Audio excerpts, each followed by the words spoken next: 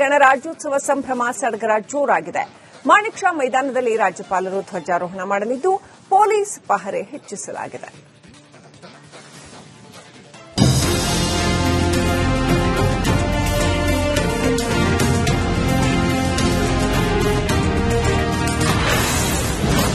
ಎಪ್ಪತ್ತೇಳನೇ ಗಣರಾಜ್ಯೋತ್ಸವ ಸಂಭ್ರಮ ಸಡಗರ. ಮಾಣಿಕ್ ಷಾ ಮೈದಾನದಲ್ಲಿ ಧ್ವಜಾರೋಹಣ.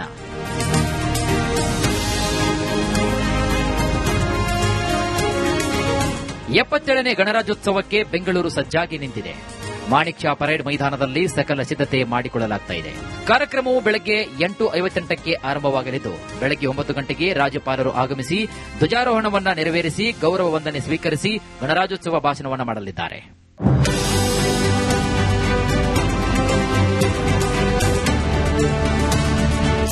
ಈ ಬಾರಿ ಪರೇಡ್ನಲ್ಲಿ ತಮಿಳುನಾಡಿನ ಪೊಲೀಸ್ ತಂಡ ಸೇರಿದಂತೆ ಭಾರತೀಯ ಸೇನೆ, ವಾಯುಸೇನೆ, CRPF, scout and guides, NCC ಸೇವಾದಳ ಮತ್ತು ವಿವಿಧ ಶಾಲೆಗಳ ತಂಡಗಳು ಸೇರಿದಂತೆ ಒಟ್ಟು 30 ತುಕಡಿಗಳು ಭಾಗವಹಿಸುತ್ತಿವೆ. ವಿವಿಧ ಶಾಲೆಗಳ ಸುಮಾರು 1400 ಮಕ್ಕಳು ಸಾಂಸ್ಕೃತಿಕ ಕಾರ್ಯಕ್ರಮಗಳಲ್ಲಿ ಭಾಗವಹಿಸಲಿದ್ದಾರೆ. ಆದರೆ ಪ್ರತಿ ವರ್ಷದ ಜನಪ್ರಿಯ ಆಕರ್ಷಣೆಯಾಗಿರುವಂತಹ ಎಎಸ್ಸಿ ಸೆಂಟರ್ನ ಟೊರ್ನಾಡೋ ಬೈಕ್ ಸಾಹಸ ತಂಡ ಈ ಬಾರಿ ಪರೇಡ್ನಲ್ಲಿ ಭಾಗವಹಿಸುತ್ತಿಲ್ಲ. ಹೀಗಾಗಿ ಈ ಬಾರಿ ಬೈಕ್ ಸಾಹಸ ಪ್ರದರ್ಶನ ಇಲ್ಲದಂತಾಗಿದೆ.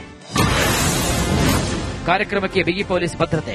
ಗಣರಾಜ್ಯೋತ್ಸವದ ಬಂದೋಬಸ್ತ್ಗೆ 2,000ಕ್ಕೂ ಹೆಚ್ಚು ಪೊಲೀಸರನ್ನ ನಿಯೋಜನೆ ಮಾಡಲಾಗಿದೆ. ಮಾಣಿಕ್ ಷಾ ಮೈದಾನದ ಸುತ್ತಲೂ 100ಕ್ಕೂ ಹೆಚ್ಚಿನ ಸಿಸಿ ಕ್ಯಾಮೆರಾ ಅಳವಡಿಸಲಾಗಿದೆ. ಗಣ್ಯರ ಓಡಾಟ ಹೆಚ್ಚಿರುವಂತಹ ಕಾರಣದಿಂದಾಗಿ ವಾಹನ ಸಂಚಾರ ಮಾರ್ಗದಲ್ಲಿ ಬದಲಾವಣೆ ಮಾಡಲಾಗಿದೆ.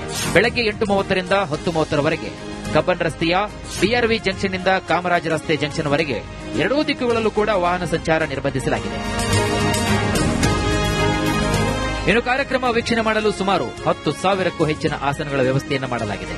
ಅದರಲ್ಲಿ ಅತಿ ಗಣ್ಯರಿಗೆ 3,000, ಆಡಳಿತಾಧಿಕಾರಿಗಳು, ಮಾಧ್ಯಮದವರಿಗೆ 3,200, ಸಾರ್ವಜನಿಕರಿಗೆ 4,000 ಆಸನದ ವ್ಯವಸ್ಥೆಯನ್ನು ಮಾಡಲಾಗಿದೆ.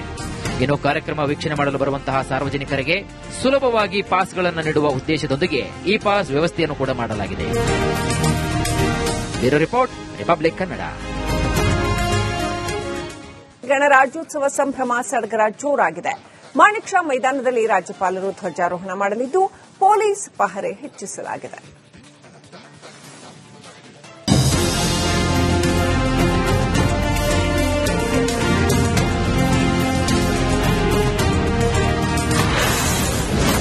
ಎಪ್ಪತ್ತೇಳನೇ ಗಣರಾಜ್ಯೋತ್ಸವ ಸಂಭ್ರಮ ಸಡಗರ.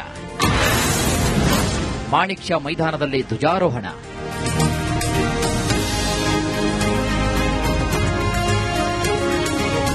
ಎಪ್ಪತ್ತೇಳನೇ ಗಣರಾಜ್ಯೋತ್ಸವಕ್ಕೆ ಬೆಂಗಳೂರು ಸಜ್ಜಾಗಿ ನಿಂತಿದೆ. ಮಾಣಿಕ್ ಷಾ ಪರೇಡ್ ಮೈದಾನದಲ್ಲಿ ಸಕಲ ಸಿದ್ಧತೆ ಮಾಡಿಕೊಳ್ಳಲಾಗುತ್ತಿದೆ. ಕಾರ್ಯಕ್ರಮವು ಬೆಳಗ್ಗೆ 8:58ಕ್ಕೆ ಆರಂಭವಾಗಲಿದ್ದು ಬೆಳಗ್ಗೆ 9 ಗಂಟೆಗೆ ರಾಜ್ಯಪಾಲರು ಆಗಮಿಸಿ ಧ್ವಜಾರೋಹಣವನ್ನು ನೆರವೇರಿಸಿ ಗೌರವ ವಂದನೆ ಸ್ವೀಕರಿಸಿ ಗಣರಾಜ್ಯೋತ್ಸವ ಭಾಷಣವನ್ನು ಮಾಡಲಿದ್ದಾರೆ.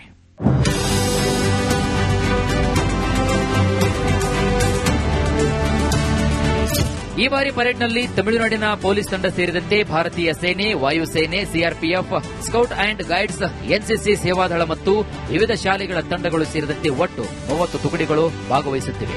ವಿವಿಧ ಶಾಲೆಗಳ ಸುಮಾರು 1,400 ಮಕ್ಕಳು ಸಾಂಸ್ಕೃತಿಕ ಕಾರ್ಯಕ್ರಮಗಳಲ್ಲಿ ಭಾಗವಹಿಸಲಿದ್ದಾರೆ. ಆದರೆ ಪ್ರತಿ ವರ್ಷದ ಜನಪ್ರಿಯ ಆಕರ್ಷಣೆಯಾಗಿರುವಂತಹ ಎಎಸ್ಸಿ ಸೆಂಟರ್ನ ಟೊರ್ನಾಡೋ ಬೈಕ್ ಸಾಹಸ ತಂಡ ಈ ಬಾರಿ ಪರೇಡ್ನಲ್ಲಿ ಭಾಗವಹಿಸುತ್ತಿಲ್ಲ. ಹೀಗಾಗಿ ಈ ಬಾರಿ ಬೈಕ್ ಸಾಹಸ ಪ್ರದರ್ಶನ ಇಲ್ಲದಂತಾಗಿದೆ. ಕಾರ್ಯಕ್ರಮಕ್ಕೆ ಬಿಗಿ ಪೊಲೀಸ್ ಭದ್ರತೆ. ಗಣರಾಜ್ಯೋತ್ಸವದ ಬಂದೋಬಸ್ತ್ಗೆ 2,000ಕ್ಕೂ ಹೆಚ್ಚು ಪೊಲೀಸರನ್ನ ನಿಯೋಜನೆ ಮಾಡಲಾಗಿದೆ. ಮಾಣಿಕ್ ಷಾ ಮೈದಾನದ ಸುತ್ತಲೂ 100ಕ್ಕೂ ಹೆಚ್ಚಿನ ಸಿಸಿ ಕ್ಯಾಮೆರಾ ಅಳವಡಿಸಲಾಗಿದೆ. ಗಣ್ಯರ ಓಡಾಟ ಹೆಚ್ಚಿರುವಂತಹ ಕಾರಣದಿಂದಾಗಿ ವಾಹನ ಸಂಚಾರ ಮಾರ್ಗದಲ್ಲಿ ಬದಲಾವಣೆ ಮಾಡಲಾಗಿದೆ. ಬೆಳಗ್ಗೆ 8:30ರಿಂದ 10:30ರವರೆಗೆ ಕಬ್ಬನ್ ರಸ್ತೆಯ ಬಿಆರ್ವಿ ಜಂಕ್ಷನ್ನಿಂದ ಕಾಮರಾಜ ರಸ್ತೆ ಜಂಕ್ಷನ್ವರೆಗೆ ಎರಡೂ ದಿಕ್ಕುಗಳಲ್ಲೂ ಕೂಡ ವಾಹನ ಸಂಚಾರ ನಿರ್ಬಂಧಿಸಲಾಗಿದೆ.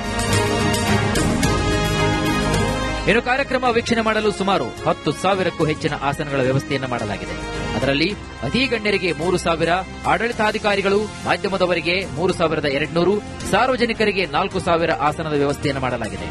ಇನ್ನು ಕಾರ್ಯಕ್ರಮ ವೀಕ್ಷಣೆ ಮಾಡಲು ಬರುವಂತಹ ಸಾರ್ವಜನಿಕರಿಗೆ ಸುಲಭವಾಗಿ ಪಾಸ್ಗಳನ್ನು ನೀಡುವ ಉದ್ದೇಶದೊಂದಿಗೆ ಈ ಪಾಸ್ ವ್ಯವಸ್ಥೆಯನ್ನು ಕೂಡ ಮಾಡಲಾಗಿದೆ. Bureau report, republic Kannada. ಗಣರಾಜ್ಯೋತ್ಸವ ಸಂಭ್ರಮ ಸಡಗರ ಜೋರಾಗಿದೆ. ಮಾಣಿಕ್ ಷಾ ಮೈದಾನದಲ್ಲಿ ರಾಜ್ಯಪಾಲರು ಧ್ವಜಾರೋಹಣ ಮಾಡಲಿದ್ದು ಪೊಲೀಸ್ ಪಹರೆ ಹೆಚ್ಚಿಸಲಾಗಿದೆ.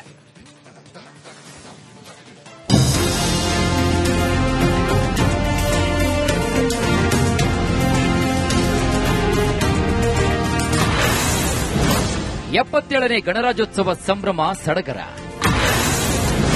ಮಾಣಿಕ್ ಷಾ ಮೈದಾನದಲ್ಲಿ ಧ್ವಜಾರೋಹಣ.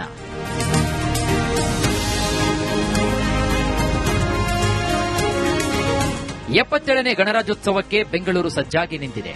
ಮಾಣಿಕ್ ಷಾ ಪರೇಡ್ ಮೈದಾನದಲ್ಲಿ ಸಕಲ ಸಿದ್ಧತೆ ಮಾಡಿಕೊಳ್ಳಲಾಗುತ್ತಿದೆ. ಕಾರ್ಯಕ್ರಮವು ಬೆಳಗ್ಗೆ 8:58ಕ್ಕೆ ಆರಂಭವಾಗಲಿದ್ದು, ಬೆಳಗ್ಗೆ 9 ಗಂಟೆಗೆ ರಾಜ್ಯಪಾಲರು ಆಗಮಿಸಿ ಧ್ವಜಾರೋಹಣವನ್ನು ನೆರವೇರಿಸಿ ಗೌರವ ವಂದನೆ ಸ್ವೀಕರಿಸಿ ಗಣರಾಜ್ಯೋತ್ಸವ ಭಾಷಣವನ್ನು ಮಾಡಲಿದ್ದಾರೆ.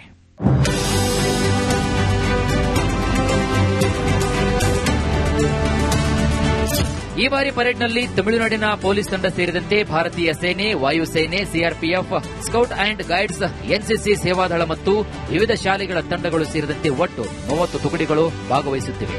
ವಿವಿಧ ಶಾಲೆಗಳ ಸುಮಾರು 1400 ಮಕ್ಕಳು ಸಾಂಸ್ಕೃತಿಕ ಕಾರ್ಯಕ್ರಮಗಳಲ್ಲಿ ಭಾಗವಹಿಸಲಿದ್ದಾರೆ.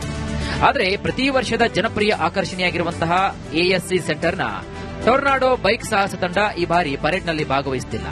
ಹೀಗಾಗಿ ಈ ಬಾರಿ ಬೈಕ್ ಸಾಹಸ ಪ್ರದರ್ಶನ ಇಲ್ಲದಂತಾಗಿದೆ. ಕಾರ್ಯಕ್ರಮಕ್ಕೆ ಬಿಗಿ ಪೊಲೀಸ್ ಭದ್ರತೆ. ಗಣರಾಜ್ಯೋತ್ಸವದ ಬಂದೋಬಸ್ತ್ಗೆ 2,000ಕ್ಕೂ ಹೆಚ್ಚು ಪೊಲೀಸರನ್ನ ನಿಯೋಜನೆ ಮಾಡಲಾಗಿದೆ. ಮಾಣಿಕ್ ಷಾ ಮೈದಾನದ ಸುತ್ತಲೂ 100ಕ್ಕೂ ಹೆಚ್ಚಿನ ಸಿಸಿ ಕ್ಯಾಮೆರಾ ಅಳವಡಿಸಲಾಗಿದೆ. ಗಣ್ಯರ ಓಡಾಟ ಹೆಚ್ಚಿರುವಂತಹ ಕಾರಣದಿಂದಾಗಿ ವಾಹನ ಸಂಚಾರ ಮಾರ್ಗದಲ್ಲಿ ಬದಲಾವಣೆ ಮಾಡಲಾಗಿದೆ. ಬೆಳಗ್ಗೆ 8:30ರಿಂದ 10:30ರವರೆಗೆ ಕಬ್ಬನ್ ರಸ್ತೆಯ ಬಿಆರ್ವಿ ಜಂಕ್ಷನ್ನಿಂದ ಕಾಮರಾಜ್ ರಸ್ತೆ ಜಂಕ್ಷನ್ವರೆಗೆ ಎರಡೂ ದಿಕ್ಕುಗಳಲ್ಲೂ ಕೂಡ ವಾಹನ ಸಂಚಾರ ನಿರ್ಬಂಧಿಸಲಾಗಿದೆ. ಇನ್ನು ಕಾರ್ಯಕ್ರಮ ವೀಕ್ಷಣೆ ಮಾಡಲು ಸುಮಾರು 10,000ಕ್ಕೂ ಹೆಚ್ಚಿನ ಆಸನಗಳ ವ್ಯವಸ್ಥೆಯನ್ನು ಮಾಡಲಾಗಿದೆ.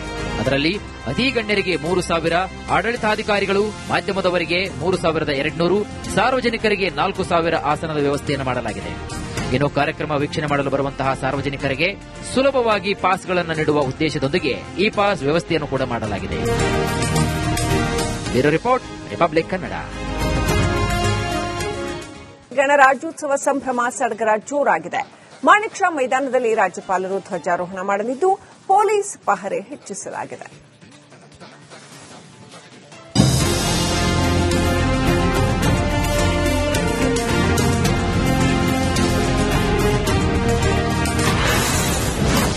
ಎಪ್ಪತ್ತೇಳನೇ ಗಣರಾಜ್ಯೋತ್ಸವ ಸಂಭ್ರಮ ಸಡಗರ. ಮಾಣಿಕ್ ಷಾ ಮೈದಾನದಲ್ಲಿ ಧ್ವಜಾರೋಹಣ.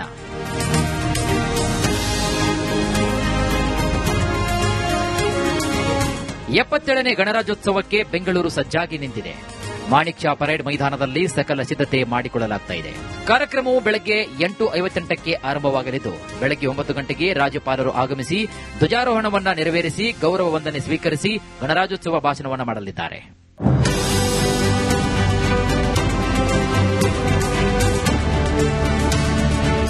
ಈ ಬಾರಿ ಪರೇಡ್ನಲ್ಲಿ ತಮಿಳುನಾಡಿನ ಪೊಲೀಸ್ ತಂಡ ಸೇರಿದಂತೆ ಭಾರತೀಯ ಸೇನೆ, ವಾಯುಸೇನೆ, CRPF, scout and guides, NCC ಸೇವಾದಳ ಮತ್ತು ವಿವಿಧ ಶಾಲೆಗಳ ತಂಡಗಳು ಸೇರಿದಂತೆ ಒಟ್ಟು 30 ತುಕಡಿಗಳು ಭಾಗವಹಿಸುತ್ತಿವೆ.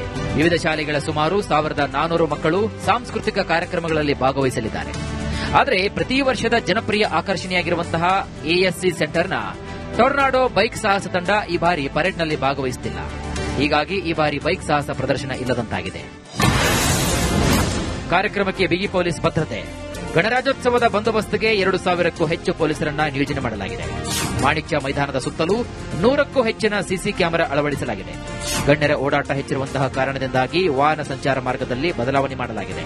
ಬೆಳಗ್ಗೆ 8:30ರಿಂದ 10:30ರವರೆಗೆ ಕಬ್ಬನ್ ರಸ್ತೆಯ ಬಿಆರ್ವಿ ಜಂಕ್ಷನ್ನಿಂದ ಕಾಮರಾಜ್ ರಸ್ತೆ ಜಂಕ್ಷನ್ವರೆಗೆ ಎರಡೂ ದಿಕ್ಕುಗಳಲ್ಲೂ ಕೂಡ ವಾಹನ ಸಂಚಾರ ನಿರ್ಬಂಧಿಸಲಾಗಿದೆ. ಇನ್ನು ಕಾರ್ಯಕ್ರಮ ವೀಕ್ಷಣೆ ಮಾಡಲು ಸುಮಾರು 10,000ಕ್ಕೂ ಹೆಚ್ಚಿನ ಆಸನಗಳ ವ್ಯವಸ್ಥೆಯನ್ನು ಮಾಡಲಾಗಿದೆ. ಅದರಲ್ಲಿ ಅತಿ ಗಣ್ಯರಿಗೆ 3,000, ಆಡಳಿತಾಧಿಕಾರಿಗಳು, ಮಾಧ್ಯಮದವರಿಗೆ 3,200, ಸಾರ್ವಜನಿಕರಿಗೆ 4,000 ಆಸನದ ವ್ಯವಸ್ಥೆಯನ್ನು ಮಾಡಲಾಗಿದೆ. ಇನ್ನು ಕಾರ್ಯಕ್ರಮ ವೀಕ್ಷಣೆ ಮಾಡಲು ಬರುವಂತಹ ಸಾರ್ವಜನಿಕರಿಗೆ ಸುಲಭವಾಗಿ ಪಾಸ್ಗಳನ್ನು ನೀಡುವ ಉದ್ದೇಶದೊಂದಿಗೆ ಈ ಪಾಸ್ ವ್ಯವಸ್ಥೆಯನ್ನು ಕೂಡ ಮಾಡಲಾಗಿದೆ. Bureau report, republic Kannada.